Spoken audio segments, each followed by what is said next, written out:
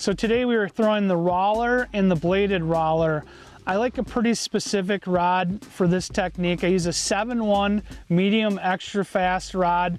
I like a little bit longer rod to help you manipulate. You know, we're fishing in shallow water here today, and it gives you just a little bit extra control as you reel along. If you get up in shallow or the vegetation gets a little bit thicker, I can manipulate that rod tip to raise the bait up.